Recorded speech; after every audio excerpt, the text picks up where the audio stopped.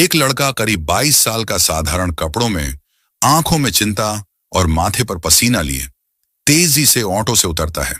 कंधे पर उसका एक पुराना बैग है और हाथ में एक टिकट मजबूती से दबा हुआ है, जैसे उसकी सारी उम्मीदें उसी कागज के टुकड़े से बंधी हों।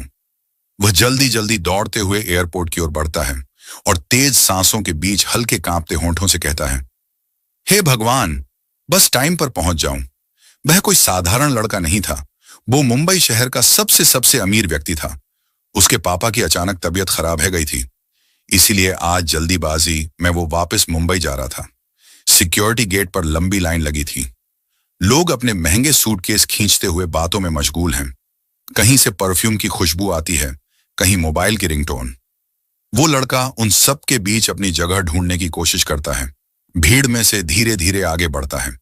चेहरे पर घबराहट और उम्मीद दोनों साथ साथ दिखाई देती हैं। उसी वक्त जब वह गेट पार करने ही वाला होता है, तभी अचानक एक भारी शरीर वाला अमीर आदमी तेजी से मुड़ता है और उसे टकरा जाता है। टकराते ही उस अमीर आदमी की महंगी घड़ी की पट्टी खुल जाती है और उसका कॉफी कप गिरकर जमीन पर बिखर जाता है। वह झुंझलाकर तुरंत लड़के पर चिल्ला उठता है, अरे, देख के नहीं चल सकते तुम लोग? हर जगह घुस जाते हो जैसे ये कोई स्टेशन हो। भीड़ एक पल के लिए रुक जाती है। सबकी नजरें अब उस लड़के पर टिक जाती हैं। लड़का घबराकर अपने हाथ जोड़ता है, आवाज कांपती है, लेकिन लहजे में इज्जत और विनम्रता थी। वह धीरे से कहता है, सॉरी सर, मुझसे गलती हो गई, प्लीज जाने दीजिए, मुझे मुंबई पहुंचना बहुत जरूरी है। अमीर आदमी अपनी घड़ी झाड़ते हुए नाक सिकोड़कर कहता है, मुंबई? तुम्हारे जैसे लोग तो ट्रेन की जनरल बोगी में बैठने के लायक लगते हो और यहां एयरपोर्ट में घुस आए। वह हंसता है। आसपास खड़े कुछ लोग भी मुस्कुराते हैं। उसकी आवाज में अहंकार और तिरस्कार दोनों भरे हैं। वह लड़के की तरफ घूरते हुए कहता है, कपड़े देखे हैं अपने? किसी को लगता है कि तुम्हारे पास फ्लाइट की टिकट होगी? कहीं किसी की चुराई हुई तो नहीं? लड़का अपनी जेब से टिकट निकालता है, दोनों हाथों से उसे संभालते हुए धीरे से कहता है, नहीं सर, ये मेरी टिकट है, मैंने खुद खरीदी है, बस मुझे टाइम पर जाने दीजिए, बहुत जरूरी काम है। अमीर आदमी टिकट उसके हाथ से छीन लेता है, एक नजर डालता है और ठहाका लगाता है, बिजनेस क्लास? हाँ हाँ हाँ बेटा, इतनी बड़ी हिम्मत कहां से आई? कहीं इंटरनेट कैफे से प्रिंट आउट तो नहीं निकाला या किसी अमीर का टिकट चोरी कर लिया? भीड़ में कुछ लोग हंसने लगते हैं, कुछ लोग मोबाइल से वीडियो बनाना शुरू कर देते हैं। लड़का बस नीचे नजरें झुकाए खड़ा रहा। उसकी आंखों में शर्म नहीं, बल्कि एक अजीब सी शांति थी, जैसे उसे पहले से पता हो कि ये सब वक्त का खेल है। अमीर आदमी सिक्योरिटी गार्ड को इशारा करता है और कहता है, गार्ड, जरा चेक करो इसकी टिकट, मुझे नहीं लगता ये असली है। आजकल ठग हर जगह पहुंच गए हैं। सिक्योरिटी गार्ड टिकट स्कैन करता है। सिस्टम पर कुछ सेकंड लोडिंग होती है और स्क्रीन पर हरी लाइट जलती है। Valid business class ticket. भीड़ में सन्नाटा फैल जाता है। अमीर आदमी के चेहरे की हंसी एक पल में गायब हो जाती है। वह झेंपते हुए कहता है, यह कैसे हो सकता है? यह टिकट असली नहीं हो सकती। सिक्योरिटी गार्ड कहता है, सर, यह असली है और इनका नाम भी फ्लाइट लिस्ट में मौजूद है। अब सब लोग उस लड़के को अलग नजरों से देखने लगते हैं। कुछ लोग फुसफुसाते हैं, सच में बिजनेस क्लास? यह तो लगता ही नहीं था। अमीर आदमी के चेहरे पर गुस्सा और झेंप का मिला जुला भाव है। वह गुस्से में टिकट के टुकड़े करता है और जमीन पर फेंक देता है। अब तो नहीं जाओगे, ये जगह तुम जैसे लोगों के लिए नहीं है। लड़का नीचे झुकता है, धीरे धीरे उन टुकड़ों को उठाता है। वह कुछ पल तक चुप रहता है, फिर बहुत शांत स्वर में कहता है, 2 रुपए कमाकर अपने आप को अमीर समझते हो? आप जानते नहीं हो मुझे, बहुत बड़ी गलती कर रहे हो। चाहूं तो मैं आपको 2 मिनट में बर्बाद कर सकता हूं। उसके शब्दों के साथ पूरे माहौल में एक अजीब सी खामोशी फैल जाती है। लोगों की हंसी थम जाती है। वो लड़का धीरे धीरे उन कागज के टुकड़ों को सीधा करता है, उन पर उंगलियां फेरता है, मानो किसी टूटे सपने को जोड़ने की कोशिश कर रहा हो। आंखों में हल्की नमी है, पर कोई शिकायत नहीं। वह अपने बैग की जिप खोलता है, अंदर से पासपोर्ट निकालता है और सिक्योरिटी के पास जाकर कहता है, सर, देख लीजिए, मेरा पासपोर्ट है, असली टिकट थी, बस गलती से फट गई। प्लीज मुझे मुंबई पहुंचना बहुत जरूरी है। सिक्योरिटी गार्ड, जो अभी कुछ मिनट पहले उसी अमीर आदमी के इशारे पर हंस रहा था, वह घड़ी देखता है, जम्हाई लेता है और कहता है, देखो भाई, अब ये टिकट फट चुकी है, हम ऐसे अंदर नहीं जाने दे सकते। नियम है, टिकट डैमेज हो तो दोबारा कंफर्म करानी पड़ती है। जाओ, काउंटर पर जाओ। लड़का कहता है, पर सर, मेरी फ्लाइट टाइम पर है, बस कुछ मिनट बचे हैं, अगर मैं अब काउंटर गया तो मेरी फ्लाइट छूट जाएगी। गार्ड कठोर लहजे में बोलता है, तो छूट जाने दो, हमारे पास वक्त नहीं है हर किसी की कहानी सुनने का। अमीर लोग भी लाइन में लगते हैं, तुम क्या खास हो? वो लड़का कुछ पल के लिए चुप रह जाता है। भीड़ उसके पास से निकलती जाती है। कुछ लोग उसे देखकर मुस्कुराते हैं, कुछ सिर हिलाते हुए आगे बढ़ जाते हैं। एयरपोर्ट के कांच की दीवारों से आती तेज रोशनी उसके चेहरे पर गिरती है और उस रोशनी के बीच उसका चेहरा किसी थके हुए पर दृढ़ इंसान का प्रतीक बन जाता है। वह धीरे से कहता है, सर, अगर मैं कहूं कि ये मेरी जिंदगी का सबसे जरूरी सफर है तो क्या आप विश्वास करेंगे? गार्ड हंसते हुए कहता है, हर कोई यही कहता है भाई। किसी को शादी में जाना है, किसी को मां से मिलना है, किसी को नौकरी का इंटरव्यू है, पर यहां नियम सबसे ऊपर है। उसी वक्त पास से वही अमीर आदमी निकलता है जो कुछ देर पहले उसका मजाक उड़ा रहा था। वह अब भी मुस्कुरा रहा है, अपने महंगे सूट का कॉलर ठीक करता है और कहता है, अभी भी यहीं खड़ा है। समझ नहीं आया कि यह जगह तेरे जैसे लोगों के लिए नहीं है। धमकी देना आम बात है, लेकिन उसे पूरा कर पाना तुम जैसों की औकात नहीं है। जाओ बेटा, कहीं और किस्मत आजमाओ। लड़का उसकी ओर देखता है, लेकिन जवाब नहीं देता। सिर्फ उसकी आंखों में एक ऐसी शांति है जो शायद उस आदमी के लिए सबसे बड़ा जवाब है। वह धीरे धीरे एयरलाइन काउंटर की ओर बढ़ता है, जहां एक युवती बैठी है, चेहरे पर मेकअप, पर लहजे में झुंझलाहट। वह कंप्यूटर स्क्रीन पर झुककर टाइप करती हुई कहती है, जी बोलिए, क्या प्रॉब्लम है? लड़का विनम्रता से जवाब देता है, मैम, मेरी टिकट बिजनेस क्लास की थी, लेकिन गलती से फट गई। कृपया चेक कर लीजिए, मुझे आज ही मुंबई पहुंचना बहुत जरूरी है। वह उसकी ओर देखती भी नहीं, बस टाइप करते हुए कहती है, आपका नाम? लड़का कहता है, राघव। वह फिर पूछती है, पूरा नाम? राघव, राघव अरोड़ा। वह नाम सुनते ही भौहें सिकोड़ती है, कंप्यूटर स्क्रीन की तरफ देखती है और कहती है, यहां तो कोई राघव अरोड़ा नहीं दिख रहा, शायद आपने गलत फ्लाइट बुक की है। लड़का थोड़ा झुककर कहता है, नहीं मैम, यही फ्लाइट है, देखिए मेरे ईमेल में भी कंफर्मेशन है। वह झुंझलाकर कहती है, आपको समझ में नहीं आता, हमारे पास हर रोज 100 लोग आते हैं फर्जी टिकट लेकर, सब कहते हैं बहुत जरूरी है, लेकिन सिस्टम में नाम नहीं है, मतलब टिकट वैलिड नहीं है। अब प्लीज दूसरों का टाइम बर्बाद मत कीजिए। वह हाथ के इशारे से उसे किनारे कर देती है। राघव कुछ पल तक वहीं खड़ा रहता है। चारों तरफ लोग हैं, किसी के हाथ में कॉफी, किसी के कानों में एयरपॉड्स, हर चेहरा व्यस्त, हर दिल निष्ठुर। वह धीरे से पीछे हटता है, अपनी जेब से टिकट के टुकड़े निकालता है, उन्हें फिर से जोड़ने की कोशिश करता है, पर इस बार टुकड़े जैसे उसकी उंगलियों से फिसलते जा रहे हों। उसकी आंखें लाल हो जाती हैं, पर वह खुद को संभाल लेता है।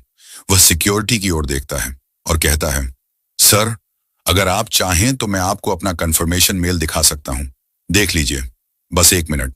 गार्ड कठोर स्वर में जवाब देता है, देखो भाई, हमें ईमेल से कुछ नहीं लेना, हमारे पास सिस्टम है, अगर तुम्हारा नाम नहीं दिखा रहा तो तुम अंदर नहीं जा सकते। अब हटो यहां से, भीड़ लग रही है। वह अपनी जेब में मोबाइल रखता है, गहरी सांस लेता है और चुपचाप पीछे हट जाता है। कांपते होंठों से धीरे से फुसफुसाता है, शायद वक्त मुझसे नाराज है। और तभी पूरा एयरपोर्ट अचानक शोर में डूब जाता है। अनाउंसर की आवाज स्पीकर पर गूंजती है, attention please, all flights are temporarily on hold. एक विशेष वीवीआईपी विमान उतरने वाला है। अगली सूचना तक सभी परिचालन रोक दिए गए हैं। सभी लोग एक दूसरे की तरफ देखने लगते हैं, कुछ मोबाइल निकालकर वीडियो बनाने लगते हैं। काउंटर पर वही लड़की जो अभी कुछ मिनट पहले राघव पर झुंझला रही थी, अब अपने दोस्तों से कहती है, पता नहीं कौन है ये वीवीआईपी, शायद कोई बहुत बड़ा बिजनेसमैन। अमीर आदमी जो पास में खड़ा है मुस्कुराकर कहता है, जरूर कोई अरबपति होगा, ऐसे लोगों के लिए ही तो ये एयरपोर्ट बना है, हमारे लिए नहीं, उनके लिए। राघव दूर खड़ा सब सुन रहा है। लड़की उसके पास आती है, आंखों में तंज और लहजे में कटुता थी। अरे वाह, तुम अभी भी यहां खड़े हो, इस तरह के लोग तो कॉफी काउंटर पर भी जगह नहीं बना पाते, और तुम यहां बिजनेस काउंटर पर, क्या मजाक है। राघव चुपचाप बस अपना टिकट दिखाने की कोशिश करता है, पर रिया की बदतमीजी बढ़ती चली जाती है। रिया कड़क आवाज में कहती है, चलो हटो, ऐसे लोग हमें परेशान करते हैं। हम सबको काम है, तुम्हारी दास्तां मुझे नहीं सुननी। राघव शांति से कहता है।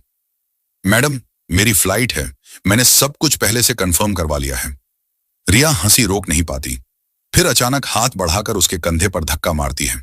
वह धक्का इतना तेज होता है कि राघव संतुलन खो देता है और कुछ कदम पीछे हटकर खुद को संभाल लेता है। सिक्योरिटी गार्ड तुरंत बीच में आकर राघव को घसीटकर बाहर निकालने की कोशिश करते हैं। रिया बोलती है, देखा, मैंने कहा था, ऐसे लोग यहां नहीं टिकते, बाहर निकालो इसे। राघव की आंखों में क्रोध का एक ठंडा आभास आता है, पर बाहरी रूप से वह नियंत्रित रहता है। वह धीरे धीरे उठता है, टिकट के फटे टुकड़े हाथ में दबाता है और रिया की ओर सीधे खड़ा होकर आवाज कड़क करके कहता है, तुम सोचती हो कि तुम किसी से ऊपर हो? तुम्हें लगता है तुम्हारी हंसी किसी के दर्द को छोटा कर देगी? रिया और आसपास खड़ा वो अमीर आदमी दोनों एक साथ ठाका मारते हैं। अमीर आदमी अपनी ऊंची आवाज में घमंड भरे शब्द फेंकता है, हंसो ना बेटा, ये हमारी दुनिया है, तुम जैसे यहां टिक नहीं सकते। आज किस्मत आजमाओगे तो पिट जाओगे। राघव का चेहरा गर्म होता है, आंखें चमक उठती हैं और एक पल के लिए सब कुछ धीमा सा दिखता है। फिर वह गहरी सांस लेकर सीधे अमीर आदमी की ओर झुककर बोलता है, आवाज में इतनी ठंडक कि सुनने वाले कांपे। तुम खुद को बहुत अमीर समझते हो, है ना? बहुत बड़ा समझते हो। देखो, मैं तुम्हें याद दिला दूं, अमीरी सिर्फ पैसों से नहीं मिलती, और अगर तुमने मेरे ऊपर एक और कदम उठाया तो मैं अभी तुम्हें बर्बाद कर दूंगा, समझे? भीड़ चुप हो जाती है।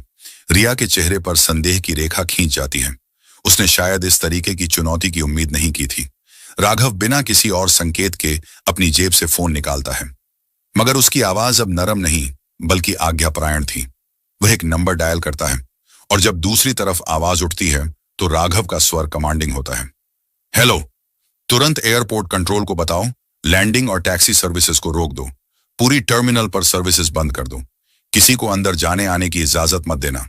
कुछ ही क्षणों में एयरपोर्ट में अचानक अलर्ट की आवाज गूंजती है, एसएमएस टोन की तरह तेज, और फिर अनाउंसमेंट का सख्त संदेश, ध्यान दें, सभी जमीनी परिचालन निलंबित हैं। सुरक्षा प्रोटोकॉल के कारण सभी बोर्डिंग, उतरना, ईंधन भरना और टैक्सी सेवाएं अस्थायी रूप से रोक दी गई हैं। सभी यात्री कृपया अगली सूचना तक अपने वर्तमान स्थान पर ही रहें। एक ठंडा सन्नाटा फैल जाता है। लोग अपने अपने मोबाइल स्क्रीन देखते हैं। कुछ लोग हैरान होकर एक दूसरे की तरफ देखते हैं और वही अमीर आदमी जिसकी हंसी अभी तक गूंज रही थी, अब उसके पैरों के नीचे का भरोसा खोता दिखता है। रिया, जो अभी कुछ मिनट पहले राघव को धक्का देकर बाहर करवा रही थी, अब अचानक खुद को असहाय महसूस करती है। अमीर आदमी जो अभी तक हंस रहा था, उसका चेहरा लाल हो चुका है और उसके होंठ जकड़े हुए हैं। राघव बिना दिखावे के शांत खड़ा है। उसके चेहरे पर न तो खुशी न ही घमंड, सिर्फ एक सख्त ठहराव। एयरपोर्ट के बड़े बड़े दरवाजे, जिनके पंख खुले थे, अब बंद होते नजर आते हैं। बोर्ड पर ऑपरेशंस हॉल्टेड चमकता है और पूरा हॉल अचानक उस एक आदमी की तुलना में छोटा पड़ जाता है जिसे अभी तक सबने सिर्फ कपड़ों के आधार पर आंका था। भीड़ की भनकें बढ़ती हैं, लोग एक दूसरे से फुसफुसाते हैं। कैमरे वाला युवक रिकॉर्ड रोककर धीरे धीरे पीछे हटता है। अमीर आदमी अपना सिर झुकाता दिखता है और रिया बेपरवासी तरह पलटकर पीछे हट जाती है। उसकी आंखों में अब शर्म और डर का मिश्रित भाव है। राघव अपना फोन जेब में रखता है, टिकट के फटे टुकड़ों को बारीकी से समेटकर अपनी पॉकेट में रख लेता है और खामोशी से उस काउंटर की ओर चल देता है जहां उससे पहले उसे अपमानित किया गया था। इस बार सब उसकी तरफ देखने को मजबूर थे। राघव अब शांत खड़ा है।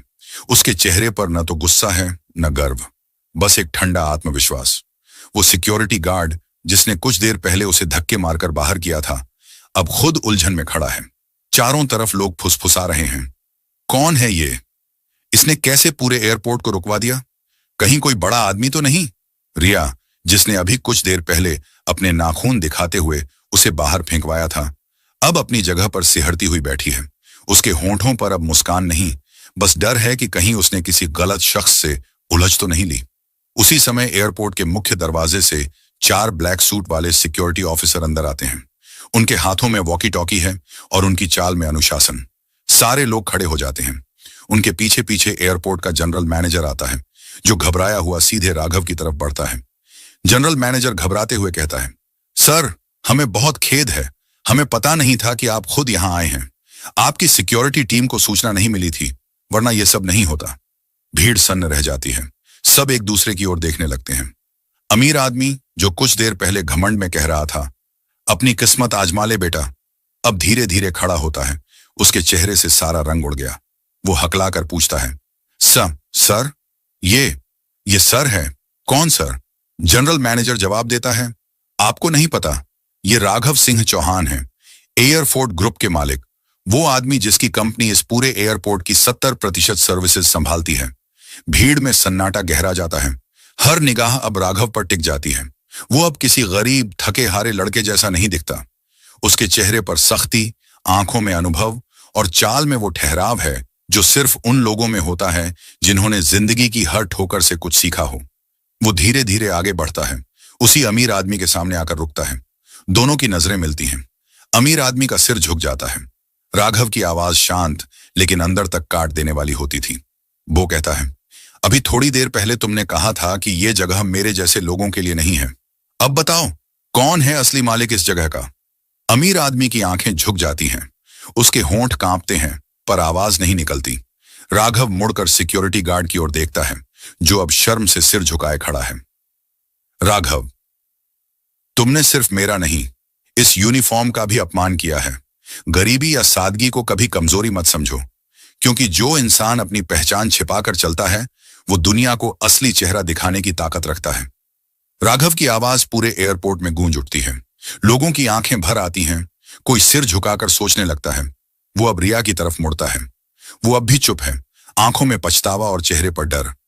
राघव कुछ पल उसे देखता है, फिर धीरे से कहता है, तुमने मुझे गंदे कपड़ों में देखा और फैसला कर लिया कि मैं छोटा हूं। कभी किसी को उसकी हालत से मत तोलो, वरना जिंदगी किसी दिन तुम्हें भी आईना दिखा देगी। लड़की की आंखों से आंसू बहने लगते हैं। वो सिर झुकाकर बस इतना कहती है, मुझे माफ कर दीजिए सर। राघव एक पल के लिए कुछ नहीं कहता, फिर उसकी तरफ देखे बिना धीरे से कहता है, माफी तब कबूल होती है जब इंसान बदलने की कोशिश करे, शब्दों से नहीं, काम से। वो अपना फोन निकालता है और उसी कड़क वॉइस में ऑर्डर देता है, कंट्रोल रूम, सभी सर्विसेज वापस चालू कर दो। कुछ ही सेकंड में अनाउंसमेंट आता है, सभी हवाई अड्डे पर परिचालन फिर से शुरू हो गया है। अस्थायी देरी के लिए हम क्षमा चाहते हैं। लाइट्स दोबारा चमक उठती हैं। एयरपोर्ट की चहल पहल लौट आती है, लेकिन इस बार माहौल में एक अलग सी खामोशी है। वो खामोशी जो सबको अपने भीतर झांकने पर मजबूर कर दे। राघव अपनी फटी हुई टिकट को धीरे से देखता है, मुस्कुराता है और कहता है, कभी कभी जिंदगी हमें गिराती नहीं, बल्कि दिखाती है कि हमें कहां खड़ा होना है। वो चल देता है एयरपोर्ट लाउंज की ओर।